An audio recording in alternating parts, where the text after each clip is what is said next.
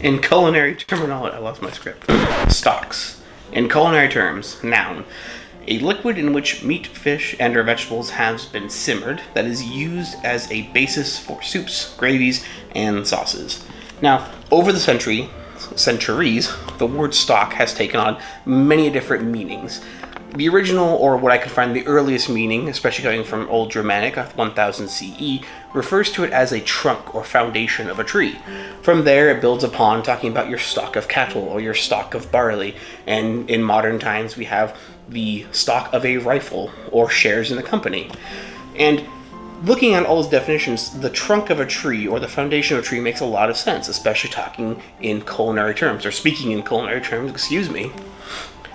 Stalks are the foundation, the trunk of the tree, that then branches in or goes into your soups, your braises, your braisages, your stews, and soups. So join me today as we start on our first episode of this stock series, talking about the vegetable stock. I'm Cody, and this is Curious Kitchen.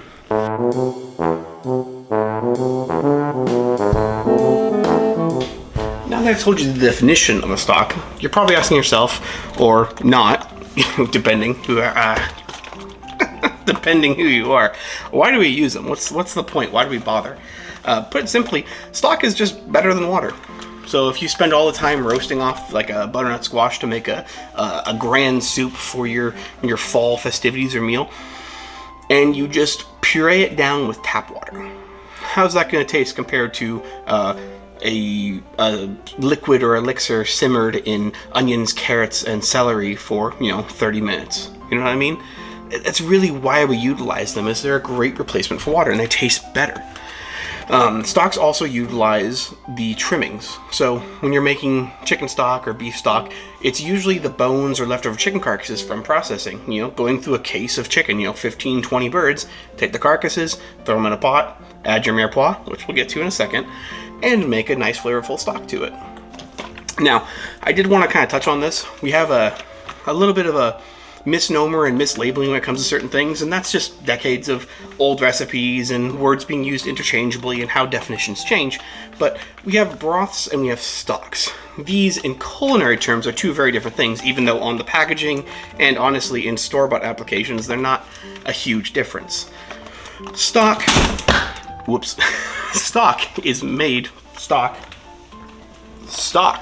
is made with meaty bones, and a broth is made with bony meat. What does that mean is that obviously a stock has a higher ratio of bones than it does to meat and Mirepoix, as opposed to broth using mostly or mainly meat. The advantages, disadvantages of both is usually stock has a higher collagen or gelatin. It usually has a deeper, richer flavor because the bones are roasted, or even the blanchot method just extracts a lot more flavor as opposed to the broth. Broth is considered a finished product. So it's already seasoned, it's already ready to go. We can add it to, noodles and make a little, mini ramen or something for us. It's really already done, ready to go, as opposed to stock being your basis. You add this to your soup, or you cook your soup in this. You add it to your braises, in which to actually eventually turn down and make into said sauce. Now, with that all being said, I finally get to use this guy. So let's get going. Now, historically speaking, we could probably never say for sure what culture, what society originated the stock, or the codifying of stocks.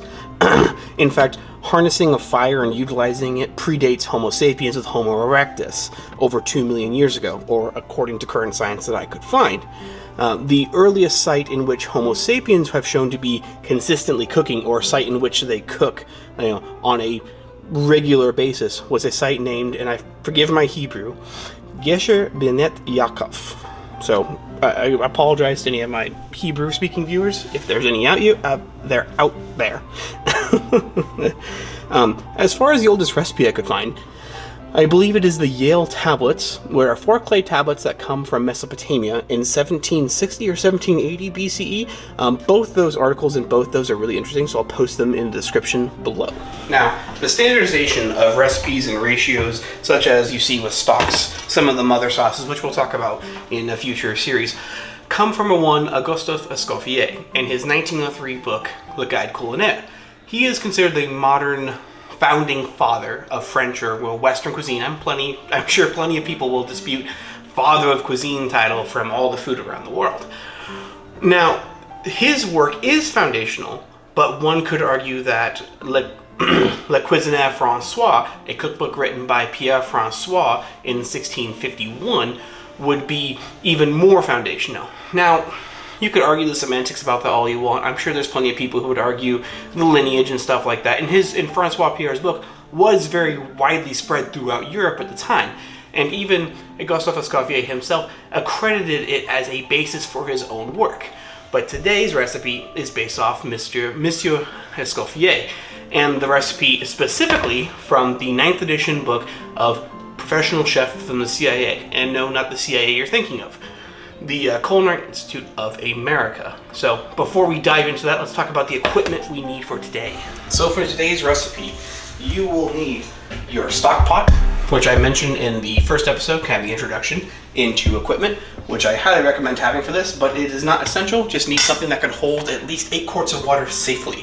A measuring scale, or a scale. This recipe will be by both volume and weight. If you don't have a scale, it's okay. I'll talk about that when we start cutting down the vegetables. On top of that, you're going to have some sort of liquid measuring cup or some way to measure liquids. We're going to be using about 6 quarts worth of liquids. Next, you will need the good old cutting boards. I got my favorite wood cutting board out with the accompanying knife. A little French knife. I guess not little, it's a hefty boy. Next, a ladle. This will become important later on. And get yourself 2 heat-proof containers, maybe 3, maybe 1, it depends. We should be having about 3 to 4 quarts of finished product, so plan accordingly. Next to that, have yourself move this out of the way, a wire strainer or colander, or both. They're both incredibly helpful. If you want to make sure you get a fine straining of the liquid out and you don't have a wire strainer, get yourself some cheesecloth. You can purchase this at most grocery stores. And this is optional, but get yourself a butcher's twine. Now the butcher's twine is for 2 things I want to talk about. A sachet d'épices and a bouquet garni, which is more for my people who are going into the culinary field or going into Western kitchens. It's something that I feel like I need to do my due diligence to mention. With that, let's talk about the ingredients and the recipe. So, as far as ingredients for this recipe, we will be using both standard and metric, or freedom units and metric. First off, celery. We will need 1.25 pounds chopped up, which I'll show you in a second, or 567 grams. Carrot, same thing, I'll chop it up later. We need 1.25 pounds or 567 grams. And the onion, we need 2.5 pounds or 1.13 kilograms. Now, if you're joining me with the bouquet garni and talking about that, we'll need one of these leek stems like so, taken apart, or the whole leek. The leek is a great substitute if you don't want to just use all yellow onions, or if you just have more leek than you have yellow onions or general onions in the house. Moving on to aromatics. Parsley. The recipe calls for 6 to 7 stems. I buy them by the bunch. I'm probably going to use the whole bunch. I'll pick the leaves clean and utilize pretty much all of it. Thyme, another one of our aromatics. It only calls for 10 to 15 stems, but you can buy the full 2-ounce little box at the grocery store or whatever it comes in, and I just utilize all of it after being picked clean. We also need to include bay leaves into our aromatics. It usually calls for 2 to 3. Crushed and peeled garlic, which I will crush and peel this later. 6 to 9 cloves. I am just using 7 here. And finally, black peppercorns, whole black peppercorns, 10 to 15 of these. And with that being said, let's talk about the actual procedure. Oh, actually, don't forget, I guess it is an ingredient we gotta mention, water. So this guy comes in handy. We'll need about 6 quarts of that. So if you have a pot that can handle that, great. If you don't, it's easy to cut this recipe in half. What really matters is keeping the ratios I'm about to mention. So just cut the weight in half, cut the amount of water in half. It's really easy to do. With that, let's actually get to cutting down these vegetables. So, a knife video is coming, it's in the works. But for now, we're gonna start with some simple basic safety, a little bit of basic knife work, just to get through the stock series. So first things first, get yourself a wet towel or a wet paper towel, something that helps create friction between the cutting board and the countertop. This just helps the board not move, because a moving cutting board is not safe.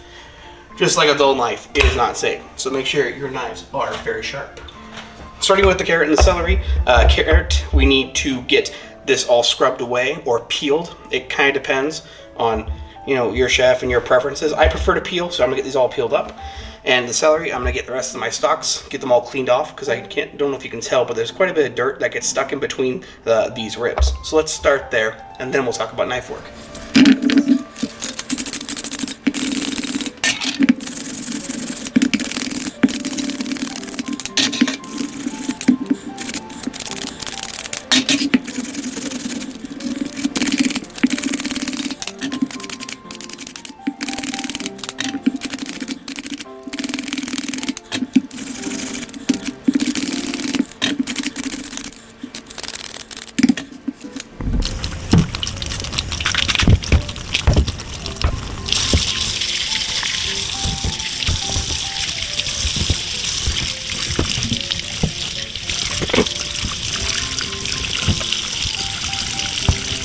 So now that the celery has been cleaned, the carrots have been peeled away, let's talk about Mirepoix. So if you had that little notebook I mentioned and you wanted to take notes, I would suggest doing it now, because I'm going to start throwing some terminology at you.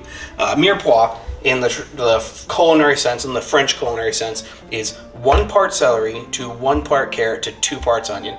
Now you may be asking, what the hell is a part? What's a part? A part can be anything.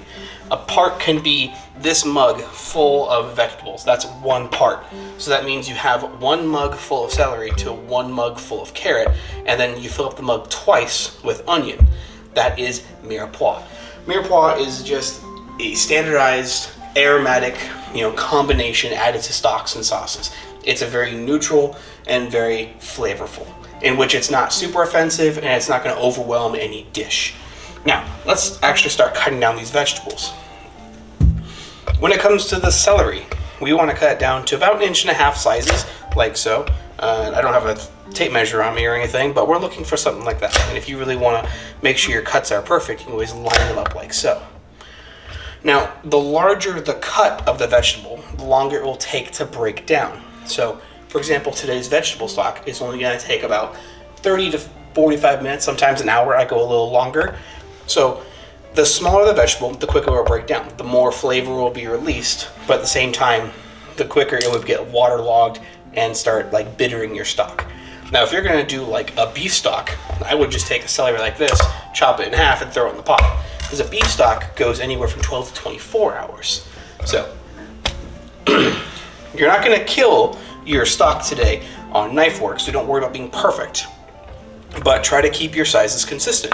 Now, as far as safety, which I really want to mention before I just cut to a montage of me cutting vegetables, is the claw.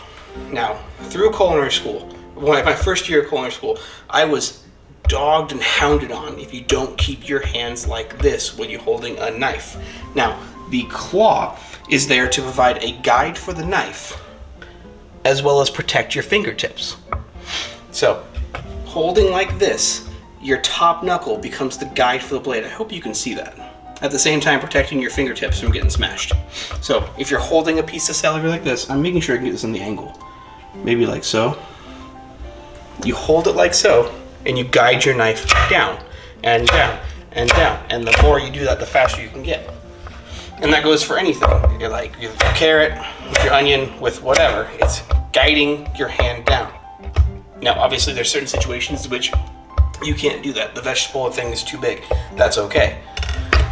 Another safety tip I want to mention, which is with the onion and the claw, is if it wants to roll around, because vegetables are rounded, things aren't squared off in the natural world, and it's going like this, the best thing you can do, hold the onion in the most stable position you can, like maybe drop your wrist, or hold it like so, and create a flat surface. Now your onion can't roll. Now whatever you're cutting, being onion, being butternut squash, being zucchini, being whatever, creating a flat base on whatever side you decide to cut on makes it you have more stability, so it doesn't roll on you. Because if this starts rolling on you, all of a sudden it rolls back onto your finger, and that claw won't save you from that kind of mishap. So let's move in to cutting the onion, because the carrot and celery seem pretty straightforward. Like I did there, I cut the stem off. Let me grab a fresh onion to show you what I mean here. This is a big boy. This is the root of the onion. the onion itself kind of sits barely below the ground, and then the stalks shoot off, is where we get green onion. So when you're breaking down again, this is a great example of a big boy onion. Damn. Cutting down the onion, you want to cut away this bottom stem, because that is full of dirt and grime, and I don't want to have it in my stock necessarily. And you'll reveal where the root begins to spread and the onion creates its layers, because onions have layers, just like ogres. Now, my flat surface, now I can go from the top, and again, if you run into the top being a little extra like fibrous like that, it's gonna kind of kick your knife out of the way. Just cut it off. Cut down and split it. There you go, that simple. And then, this is a big ass onion.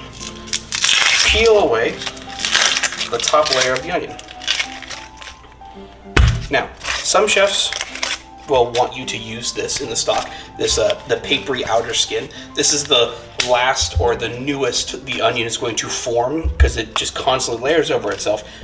This doesn't have a lot of flavor, so I don't really recommend it. But this, on the other hand, that when the flesh has kind of started to turn white like this has flavor in it. This I will add to my stock. So, after you have peeled the onion, let's talk about actually cutting it. So this is a big guy. We want 1-inch pieces. So how do I get 1-inch pieces? Well, you could eye it down and cut in half, start there, and then in half again, and half again. And you could work with individual wedges. So what looks like to be 1 inch, like so. Keeping your claw, I can cut down and cut down. And now I have roughly 1.5, that's a little small, but roughly 1.5 inch pieces. So we can go boom and boom. So this big onion, I'm probably gonna cut down like so. And the smaller onion, I may only cut it into 1/8 or maybe 1/6. Again, it depends on what you get. I don't know why I picked the biggest onion in the bunch. With that being said, let's get into just a little cutting montage. Shall we?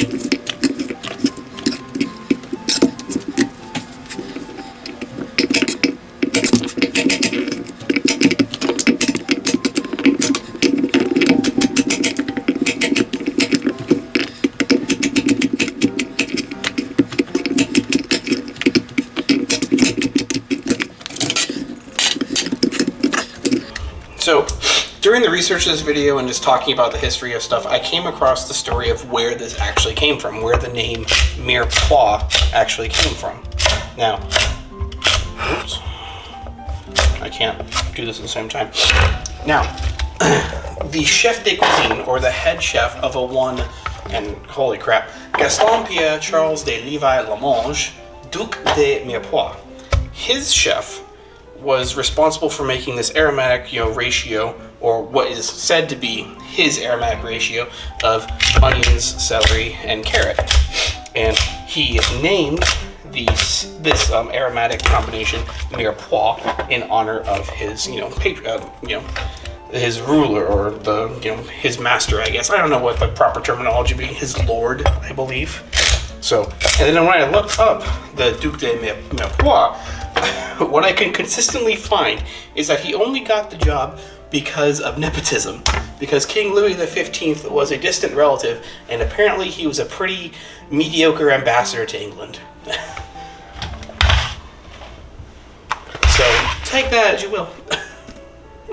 With your vegetables all cut and weighed out or measured out, however it turned out, add them to your stock pot. And we will begin adding our 6 quarts of cold water. Now, there is a very good reason why we start with cold water in all of our stocks, but this isn't really the big deal to talk about that. It will make much more sense in practice when we start talking about the beef or chicken stock.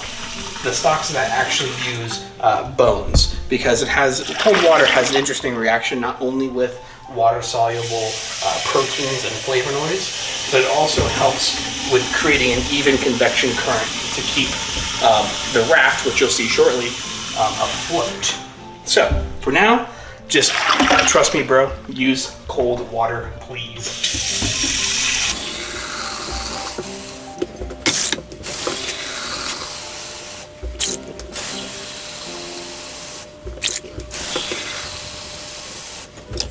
Now, let's say for any reason you decide not to go by weight, right? And you're just doing the Mirepoix, the ratios. You're doing what I mentioned, just a coffee cup of this to 2 coffee cups of this. And you don't really know how much water you're supposed to put in. So the best way to kind of measure out what you need or how much water you'll need for it is when the vegetables were sitting flat in the pan, imagine filling enough water to raise them about 2 inches above their original basis. That's kind of a standard for those of us who are just like trying to quickly make a stock or quickly get something done. That's kind of our little bit of a cheat we do in the kitchen.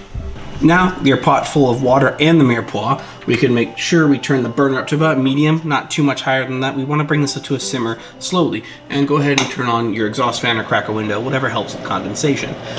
Now, we don't want to boil this because boiling a stock is just a culinary no-no. We just don't do that. The reason we don't do that is when this comes to a simmer, all the vegetables will kind of float to the top, and this will also bring along some of the bones, and you'll create a nice raft.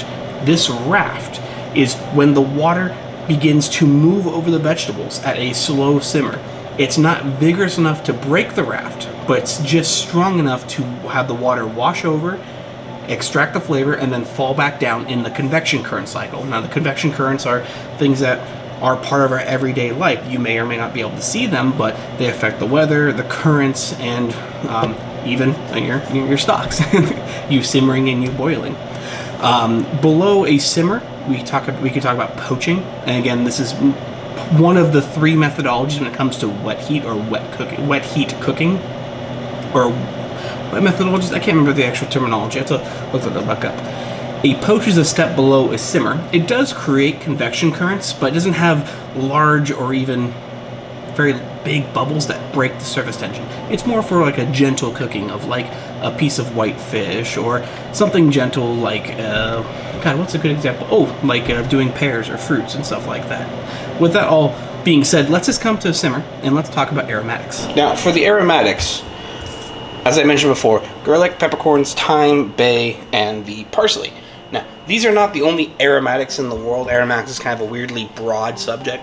Like, I would consider something like, sumac very aromatic, but I wouldn't consider a potato very aromatic. It kind of varies on, I guess, the recipe, the culture, and everything around it. But this collection of aromatics, the thyme, the bay, etc., are cobbled together, or not cobbled, I guess, designed together and meld together very well, in which we have a flavor profile that is fairly neutral, but also not overpowering. It's still flavorful, don't get me wrong. It's not like bland crap, but these spices together, or these herbs and aromatics together, make this nice basis that you can build upon. Again, like the branches of a tree.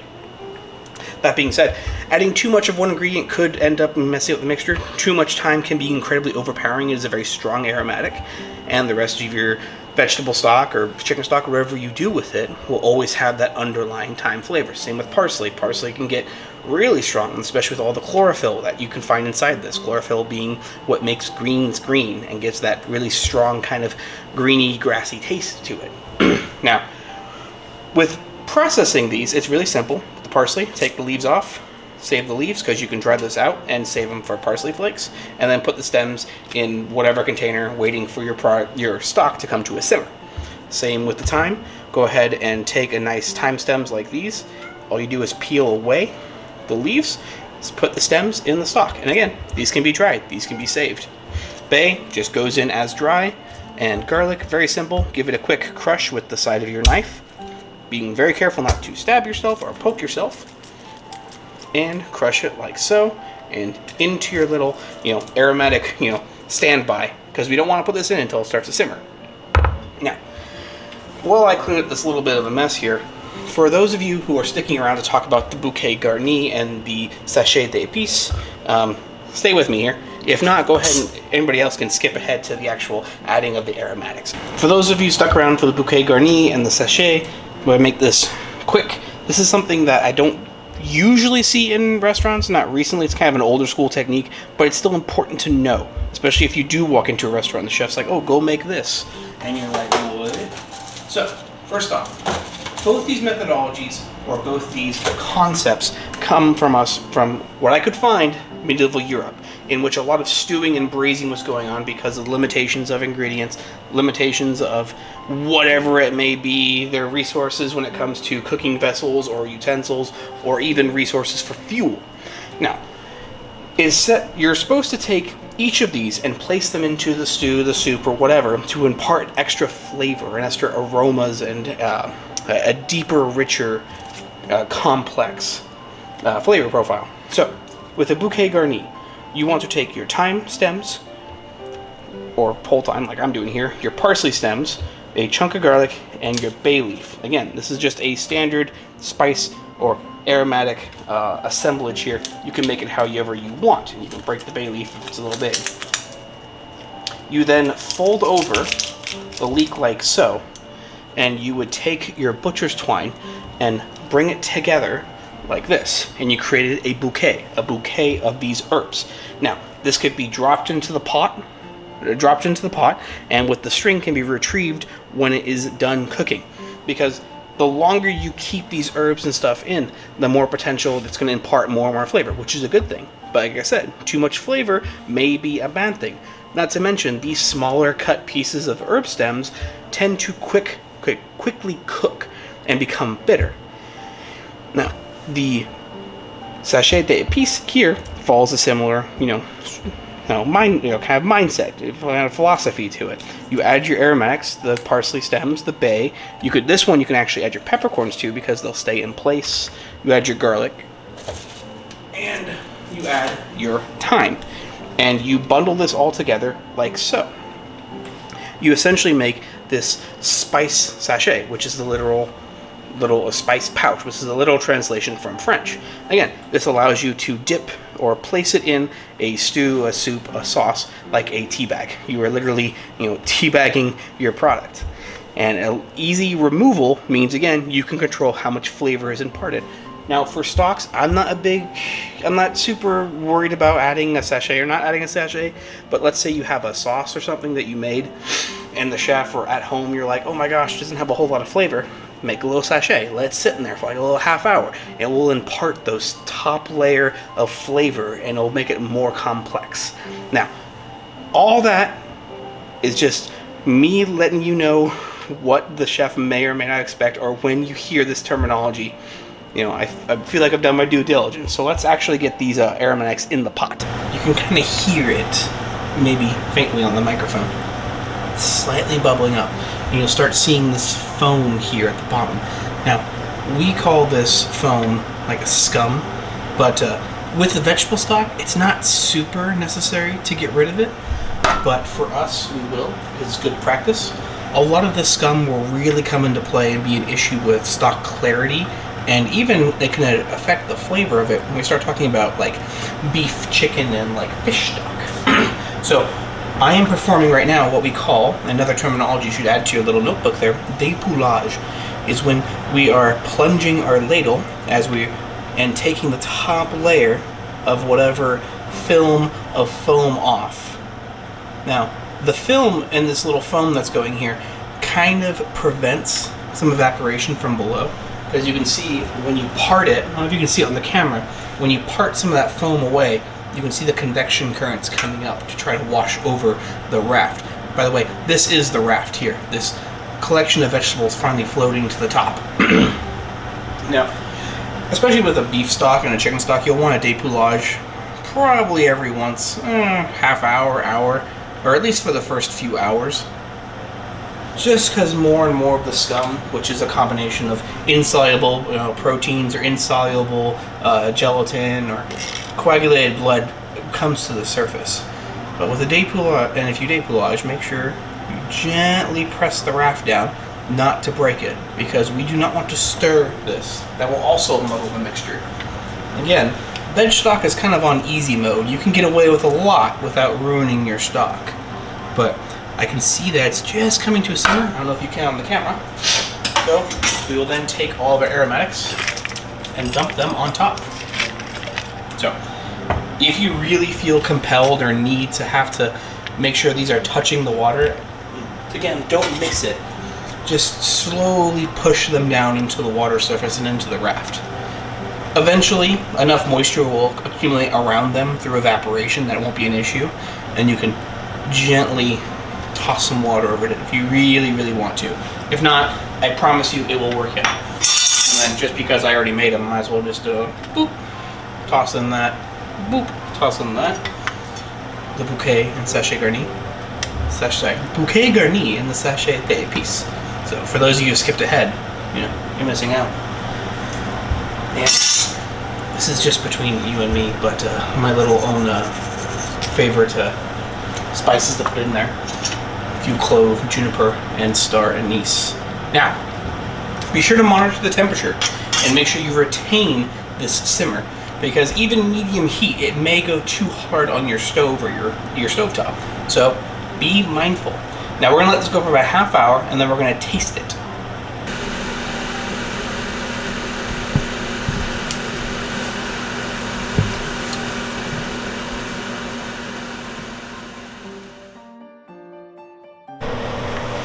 So it's been about a half hour. Let's give this a taste and see what we get out of it. I typically like to let this go for about 45 minutes, but you know, I'd rather be safe than sorry. Now, does the camera do that justice? You can kind of see how it's turned a bit of a yellow tinge, a little bit of a hue to it. Now, try not to burn yourself doing this. See, that tastes pretty good. I can definitely taste my aromatics. Tastes a little bit of thyme, but I can't really taste the carrot yet. So I'll let this go another 15 or so minutes, come back and check it. The max I would let this go is an hour.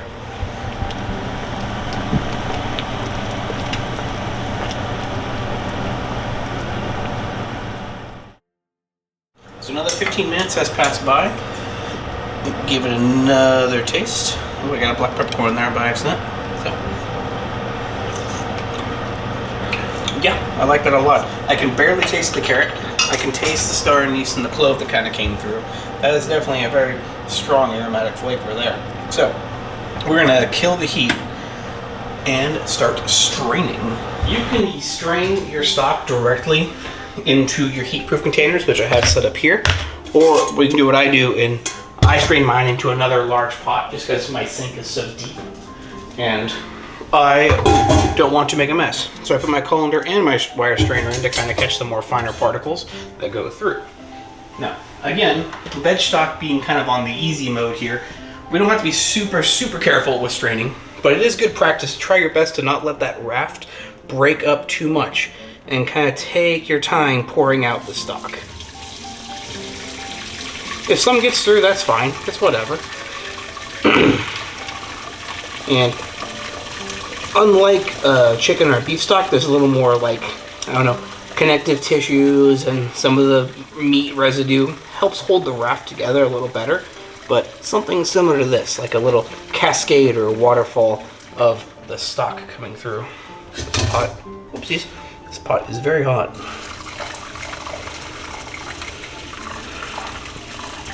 Now, what do you do with the rest of the vegetables? Well, if you are a gardener and have the space, I would compost this.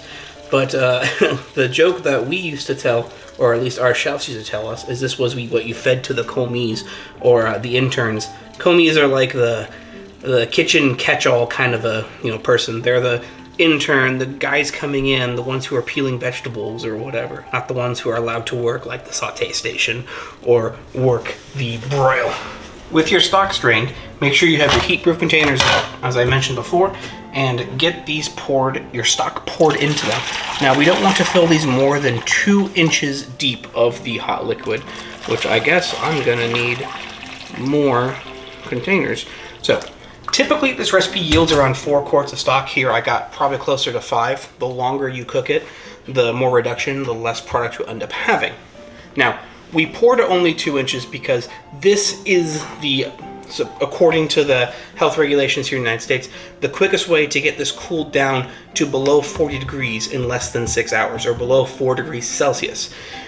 This will help prevent any bacteria formation or spoilage that may occur. This can be stored in the refrigerator for up to a month if kept, chilled in an airtight container after it's been, totally dropped below the 40 degrees, or frozen up to 3 months. I think I have some in there that I actually need to pull out tonight to make a risotto. So let's get these in the fridge. With your stock put away or put up for the night, the evening, the day, whatever time of day or where you're watching this, I want to congratulate you and thank you at the same time for sticking through and watching this video. If this is your first time ever making a stock, I want to say from the bottom of my heart, congratulations. And I hope I was educational and helpful in kind of showing you the path, the beginning of a culinary journey that can go into a whole professional career or just be an impressive individual among your friends and family as the go-to home cook. And I hope you want to continue with my series and continue with this channel as I try to grow it. If that is your want or you're willing to do so, please drop me a subscribe. If you liked the video, please give me a like. If you disliked it, well, I'm sorry. With that being said, I have been Cody. This has been Curious Kitchen. And remember, keep your palates open and your knives sharp.